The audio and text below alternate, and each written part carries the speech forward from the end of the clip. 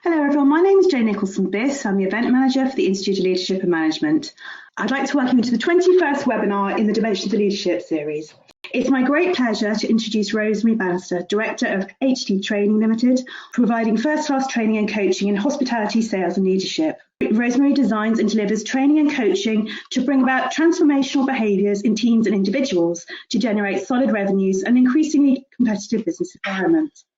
She also is a Springboard Ambassador and mentor for both the Women First and Oxford Brookes Backers Mentor schemes. Rosemary, over to you. Thank you, Jane, and welcome everybody.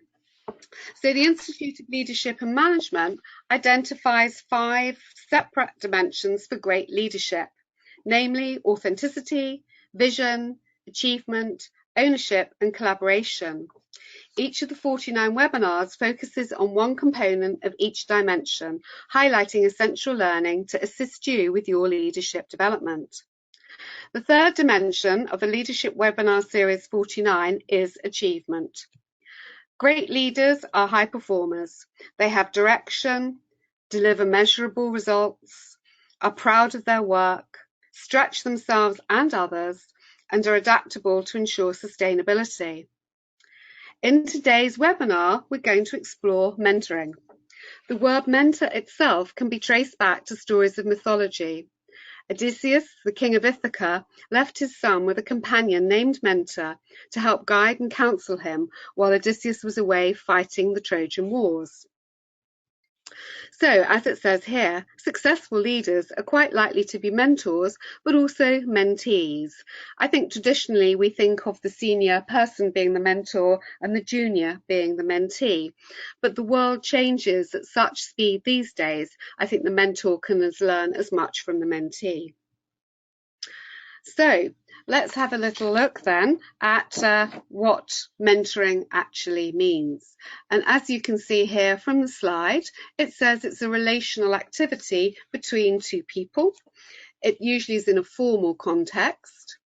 Traditionally, it was seen as passing on experience, but we believe this is changing to be more collaborative, more of a sharing experiences, and it can focus on learning and development. So I think I'd just like to take a few minutes out to explore what is the difference between training, coaching and mentoring, and do they all have a place in the mentoring relationship? So first off then, teaching or training.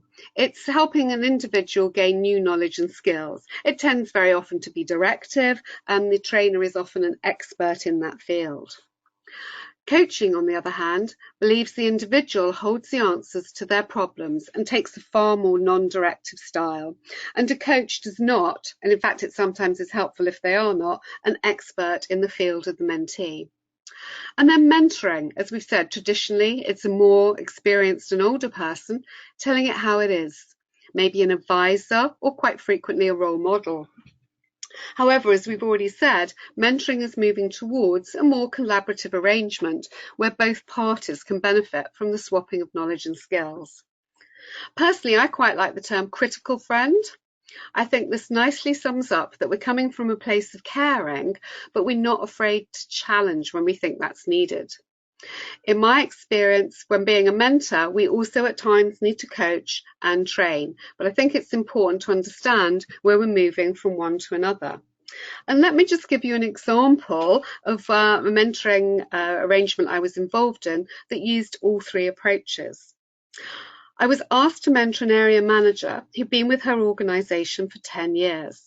Having joined as a graduate trainee, she progressed well, but seemed to have come to a halt and was not sure where to go next. The organisation had also identified that she was weak in a couple of the organisation's core values and wanted to support her development in these areas as well. So we had 6 one-hour face-to-face coaching sessions over 6 months and used all 3 approaches. Initially, we started off with the coaching approach and certainly spent the first couple of sessions exploring how the individual felt, where they wanted to go, what her key strengths and weaknesses were, and what was holding her back. I asked questions, I challenged, I listened, and I summarised. And once we were absolutely clear about what she wanted, we were able to move into more of a mentoring mode. Here we worked on developing her interpersonal skills. She particularly needed confidence to speak out and have faith in her own ability. She was being overshadowed by colleagues who were perhaps less competent but more confident and outspoken. So that was very much using a mentoring approach. But within that, she'd identified one particular area of weakness, which was around negotiation, not financial negotiation, but being able to get buy-in from senior colleagues and managers to her new ideas and ways of doing things. So we ran a formal training session around negotiation and best practice. So I hope you can see that all three are relevant in helping an individual and the organisation achieve their desired outcomes. So it's not just about you sharing your expertise and knowledge. Excuse me. So that's just one example of mentoring, but it can be used in a number of different ways. As we can see here, when we're looking at one-to-one mentoring, quite frequently it's a senior and more junior colleague, and perhaps they're providing mentoring for career development. Excuse me. Peer mentoring. That could be a great ability to share scarce skills around an organisation. Something that's gaining increasing popularity, and this can be done on an informal, not just a formal basis, is co-mentoring, taking in turns to mentor each other. Something again that's gaining momentum is, and it's what we're doing today, it's virtual, isn't it? So, and I'll share with you an example in a minute of an organisation who've used that very successfully. And then finally, executive mentoring to help develop deeper insights at a strategic level. And this is particularly useful for people who are perhaps moving up to a board position. And then you can see on the other side of the slide, we can also do group mentoring. So this again does lend itself to the virtual world. Imagine a series of podcasts or video blogs given by different areas of a business, showcasing their expertise to other members of the organisation. And how often are we told that it's communication that's failing within our organisations? TED Talks are maybe a great example of group mentoring. That's very much about hearing from an expert. And some of you may remember an Audience With series done on TV a few years ago. Again, a good example of group mentoring. And those are still available on YouTube if you've never seen them. So let's have a look at the skills we need to be a good mentor. I love an acronym, and Clutterbuck has provided us with a very useful one here. So M, manage the relationship. It is important to do that and for it to be proactive. It's not just about having a nice chat. And I think both mentoring and coaching sometimes can get bad press because it's seen as being a nice chat rather than anything specific. We would certainly hope anybody in a mentoring position would encourage the people they're mentoring. We'd hope they would nurture skills, teach perhaps areas where the person wants additional help and support, and definitely offer respect, but also to be responsive to the other person's needs. Great mentors ask challenging, thought-provoking questions. They listen, summarise, and can help bring clarity to muddled thinking and encourage self-reflection. These are all communication skills which I believe underpin everything listed here. And something else you need to consider is around creating a feeling of trust and also confidentiality. We're going to talk a little bit more about that shortly when we talk about the mentoring contract. Also, to be successful, clear goals need to be discussed and agreed, and you may well need to do that before the start of the mentoring program. It may seem like a minor thing, but also thinking about where the mentoring takes place if it's being done face-to-face. You'll need a quiet and a private area. The mentees particularly like to be off-site. I think they can speak more clearly when not in the corporate environment. However, coffee bars are way too public, too many distractions, noisy coffee machines, and you never ever know who's eavesdropping. If you want more information on what not to do and to do when it comes to being a mentor, the European Mentoring and Coaching Council, don't worry if you haven't written that down, EMCC, provide a very comprehensive code of ethics, which is widely used by mentors and coaches throughout Europe. This code of ethics is freely available as a download from their website, and you don't need to be a member. Just simply go to www.emccuk.org. So if that's what it takes to be a good mentor, what does it take to be a good mentee? And again, you've got a long list of attributes here on this slide. So the mentee will get so much more from the relationship if they are committed to achieving some specific goals. They need to be open.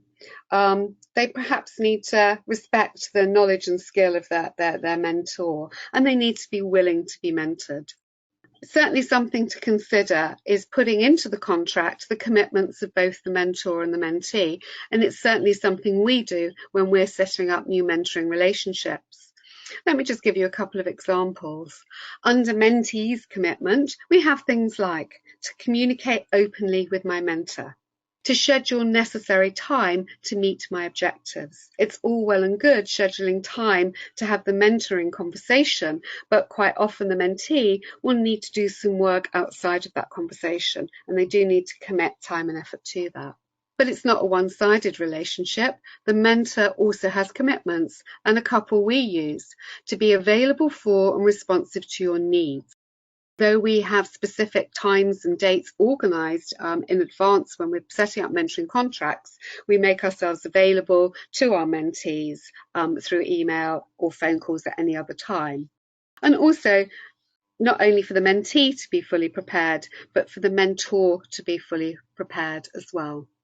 So let's hope we're mentoring people who are eager to learn, clear about goals. I want to just speak a little bit more about that.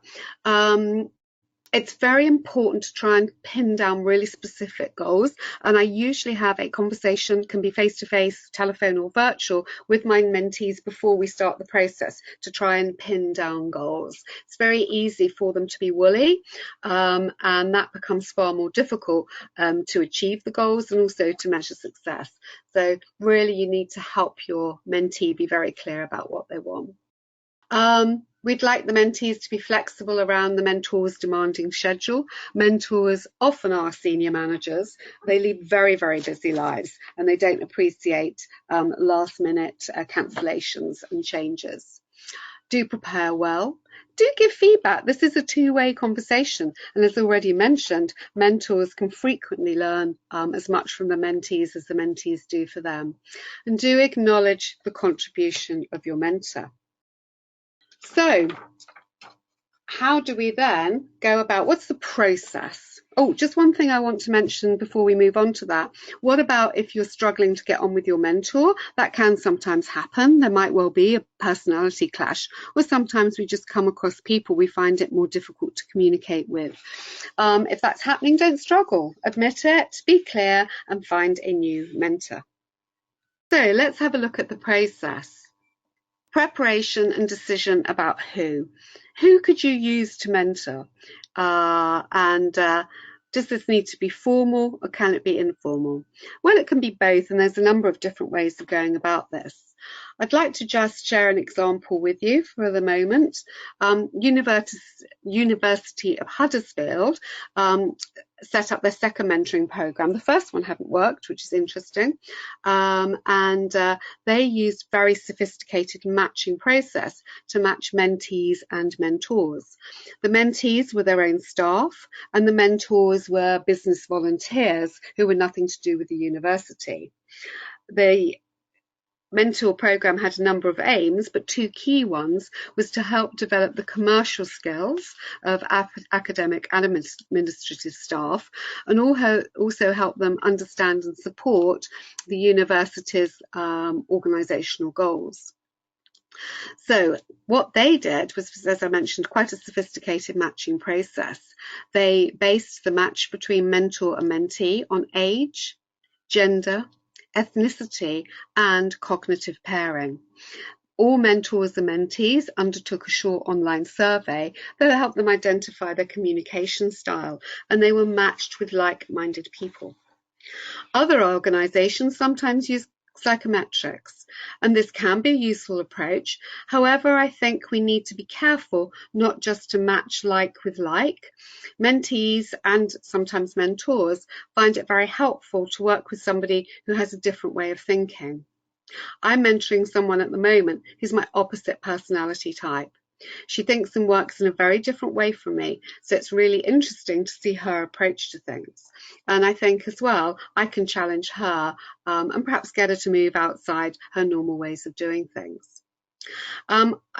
Just briefly to mention as well about the University of Huddersfield, they did a day's training for the mentors, a day's training for the mentees, and then the very first meeting was face-to-face, but after that, all of the mentoring sessions were virtual.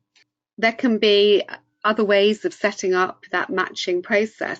Let me give you an example of Oxford Brookes School of Hospitality. I am one of their business mentors. They match final year undergrads and postgrads with business mentors to help the students take that step from education into the world of work. The mentees get to choose their mentors. They have an online tool where all the mentors' CVs and photos are listed, and the mentee simply goes on and chooses the person they most like the look of or has the most relevant experience. Another organisation who run a very successful mentoring programme is Kent County Council, and again they use the same process. The mentee chooses their own mentor. Kent County Council have now over 200 qualified coaches and mentors. And when I say qualified, they've all undertaken an ILM certificate in coaching. So if any of you out there are thinking of perhaps formalising your mentoring and coaching skills, I strongly recommend the ILM Level 3 if you are involved in coaching your own team, or Level 5 if you're perhaps going to be coaching people from outside your own team or even outside your own organisation. So stage 2 then, what about parameters, outcomes and processes? This, as I've already mentioned, will involve a very detailed discussion and should take place prior to the start of the mentoring and will form the basis of your next step, which is the mentoring contract. You need to be very aware that mentoring is not counselling. Be mindful of this and do not try and be an armchair psychologist. If support is needed on this level, then hopefully you would be able to signpost your mentee to a suitable support. And also consider the fact that many mentoring relationships are not two-way, they're three-way. There's the mentor, the mentee, and also the stakeholder. The stakeholder could be the mentee's manager or the organisation where they're employed. So you need to think about how's that going to work? What's going to be fed back, if anything, and by whom and by when? So when we've got those things agreed, we can move on and start drawing up our mentoring contract. I strongly recommend you have a contract. Don't let the term contract put you off. It really is important to define the who, what, why, where, when and how. And something to consider at this point, which I briefly touched on earlier, is do you need to have a confidentiality clause? If your mentee knows you have a direct line to their boss, they're unlikely to be honest, which may well limit the effectiveness of the relationship. Also, from your point of view, if you're the mentor, you may not want the other party repeating things you've told them in confidence. There's a widely held view amongst the world of coaches and mentoring that all of these relationships should be confidential. However, you might well just need to consider what happens if something crops up that perhaps is illegal or goes against good moral judgments. Don't let that put you off. It's just about safeguarding all parties. Okay, so next, structure and frequency of meetings. I think it's very useful to set up all meetings in advance. Then you have a very clear plan and process. As we've already mentioned, they can be face-to-face, they can be virtual. But how often are they going to be? When are they going to be? And where are they going to be? It's quite important to agree a time frame, and I'm not specifically saying there's a wrong or right time frame. That will depend very much on time available of the mentee and the mentor, and also the goals of the relationship. But it's all too easy when you're having these conversations for time to run away with you. So I think the mentor is the person who should manage that. And then finally, the end. When we come to the end of the relationship, how do we know? How can we evaluate whether that has been successful? And it's a good time to have some reflection. So there might be many ways of measuring, and we would certainly want to measure the success against the original goals set down in the beginning. If you want a more formal measure, you might want to use Kirkpatrick's model. This is often used to measure training, but works just as well for a mentoring relationship. For those of you who are not familiar with Kirkpatrick, level 1 simply measures the reaction. Were you happy as the mentor? Was the mentee happy? Was it good? Was it a fulfilling relationship? Level 2 on the Kirkpatrick model is learning. So to what extent has the participant, in this case our mentee, gained additional knowledge, skills, attitude, and confidence maybe? The third level is behaviour. So how have they been able to take the learning and apply it to the workplace? What has been observed by their manager and by them? And then our fourth level is results. So to what extent have we achieved our original objectives we set out to do? Okay, so let's have a look at our next slide. So what sort of way can we use mentoring? So it can definitely, and is a very useful way of staff development. It can be used to support organisational goals, and I gave you the example of the University of Huddersfield. This is very much a key part of their objectives. Maybe it's around developing more of a learning culture in the organisation, and the co-mentoring we mentioned earlier can certainly help there. Or maybe it's part of succession planning, perhaps managing transitions such as redundancies. And I think it works particularly well to support change in an organisation, which people often find extremely challenging. Could be part of a leadership development programme. Group mentoring might help with team development and also in identifying untapped talent. Area I think mentoring is underutilised is within organisations where you are looking to perhaps promote an employee from within and they don't match the job role 100%. Maybe there's an area they're particularly weak on. And so often we go outside the organisation and employ somebody who is a exact match but don't have those organisational experience and knowledge. Let me give you an example of one of my very first mentoring contracts I did, and it was hugely successful and very, very rewarding, and it was around this very area.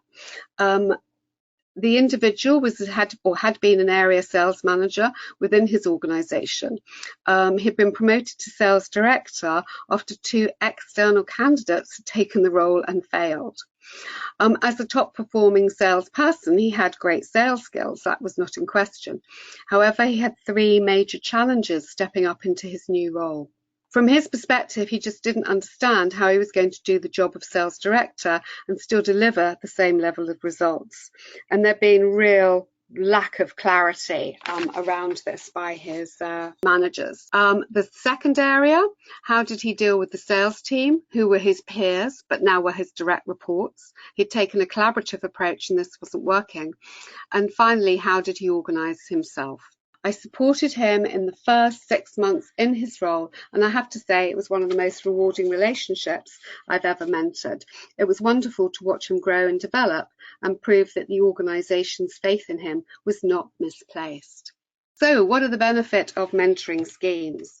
Well, I think we've touched on a number here today, and you can see on the slide now just 5, and I think we've probably easily doubled that. So, have we tempted you to set up a mentoring scheme within your own organisation? If we have, then this slide might show you some of the things you need to think about. Be absolutely clear about why you're doing the scheme. Think about, who are going to be mentors and mentees. How do you support them and make sure they've got the time available to do it? And also, how are you going to match them? I mentioned Kent County Council's very successful scheme earlier, and very quickly it became unmanageable for them as they didn't have the resource. It does take time, effort, energy and resource. So they in fact bought an online tool to help them. Think about timescales. if an organisation is going to support mentoring, they're probably going to want to measure results. So how will you evaluate it? What are ground rules such as confidentiality? And finally, about that ending of the mentoring process, which we mentioned earlier. Another thing to consider is how formal and whether it's long-term or short-term.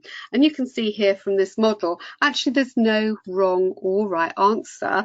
It can work both formally, informally, short-term and long-term. I think that goes directly with the organisational objectives.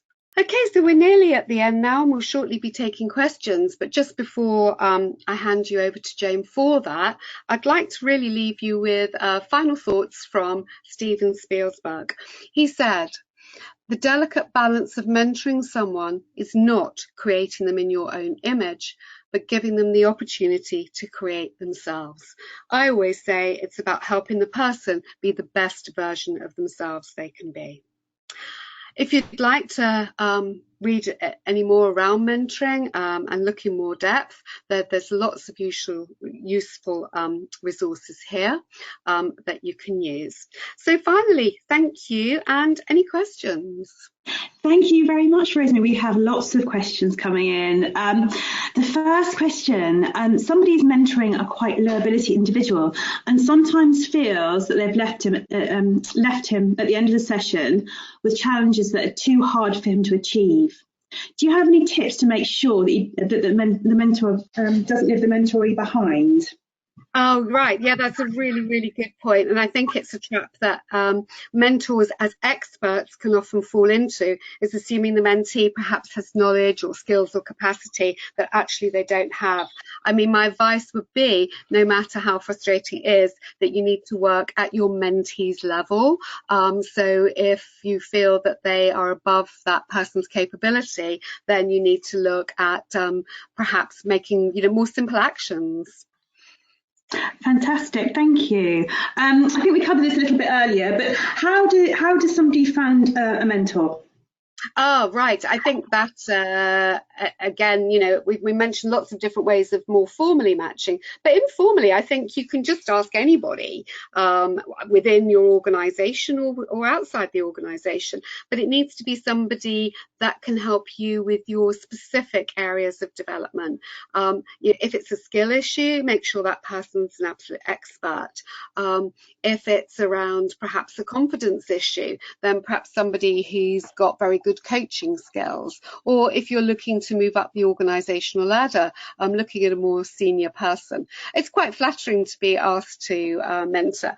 So you'll usually get a yes, but if that person can't help you, I'm sure they will know people who could. Thank you, and that leads on to my next question. Can you mentor a close family member? You can, but it's really hard, and it opens up a can of worms. The reason why it's hard is that you've obviously got prior knowledge and a prior relationship and all sorts of sort of history. So in theory, yes. In practice, I wouldn't recommend it. Can you find somebody else who can help that family member? Thank you. And what 3 questions should be asked for a first mentoring session?